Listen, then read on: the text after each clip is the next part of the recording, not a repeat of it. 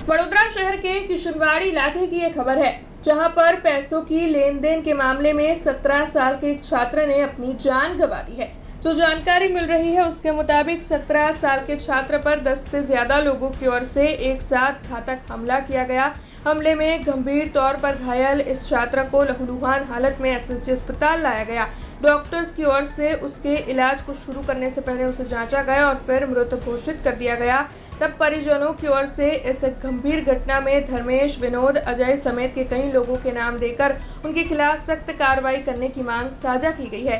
तो वहीं इस नाबालिग की मौत को लेकर परिजनों में शोक का माहौल बना हुआ है। हालांकि वडोदरा शहर पुलिस विभाग की ओर से शव को पोस्टमार्टम के लिए भेजा गया है। इस मामले में शिकायत भी दर्ज कर दी गई है। पुलिस की ओर से आरोपियों को ढूंढने के लिए विभिन्न टीमों का गठन भी कर दिया गया है। तब आपको बता दें कि पैसों की लेन देन के मामले के मद्देनजर 17 साल के इस छात्र की मौत हुई है, जिसके बाद पूरे किशनवाड़ी इलाके में हड़कंप मच गया है और पुलिस इस वक्त आरोपियों को ढूंढने में जुटी हुई है। लेकिन किशनवाड़ी इलाके में लोगों में काफ़ी आक्रोश है। मैं भानु प्रताप सोसायटी में रहूँ छूँ किशनवाड़ी पासे અને કાલે રાત્રે મારી પાસે મેં એ લોકો પાસે પૈસા માંગતો હતો તો એ લોકો મને રાત્રે 8 વાગે બોલાવ્યા હતા કે તમે આવો પાણીની ટાંકી પાસે સુપર બેકરી સામે પાણીની ટાંકી છે ત્યાં તમે આવો। તો અમે 2 જણ ગયા, મેં અને મારો ભત્રીજો 2 જણ ગયા। ત્યાં આગળ એ લોકો ઊભા હતા, ત્યાં આગળ મારપીટ કરવા ઊભા હતા। ત્યાંથી અમે પાછા ભાગીને ઝઘડો ત્યાં થયો। એના પછી અમે ત્યાં ઝઘડો થયો એટલે અમે ત્યાંથી ભાગીને અમે કિશનવાડી આવી ગયા।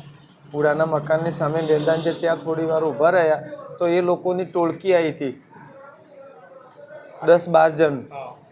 ત્યારે એ લોકો આવ્યા તો બે બાજુથી આવ્યા, ચારે બાજુથી અમને ઘેરી અને અમને પકડી અને અમને મારવાનું ચાલુ કર્યું। ત્યારે પછી મારવાનું ચાલુ કર્યું ત્યારે પછી મને નીચે પાડી અને મારા ઉપર છે ને મને મારતા હતા। ત્યારે મારા 2 છોકરા આવ્યા હતા। ત્યારે મારા છોકરા આવ્યા તો એમને 4 જણ પકડીને ઉચકીને પેલી બાજુ લઈ ગયા અને મારા ખંજરથી, ચાકુથી મારા છોકરાને માર્યા। નાના છોકરાને પણ માર્યા અને મોટા છોકરાને પણ માર્યા। મારનારા હતા લક્ષ્મીનગરના રમેશભાઈ વણજારા, વિક્રમભાઈ વણજારા, વિનોદભાઈ વણજારા, પછી ધમાભાઈ વણજારા, એના પછી વિષ્ણુભાઈ વણજારા, એમના પછી કાલુભાઈ વણજારા, એમના પછી અજય વણજારા। 10-12 જણ આદમી છે અને મારો દીકરો છે રાજસ્થાનમાં રહે છે, મારો છોકરો રાજસ્થાનમાં રહે છે। મને મળવા માટે અહીંયા આવ્યો તો 2 દિવસ માટે। તો 2 દિવસમાં કાલે એમને મારે મૂકવા જવાનું હતું રાજસ્થાન। તો ગઈ રાત્રે આ ઘટના ઘટી એટલે મારા છોકરાને ચાકુ મારી।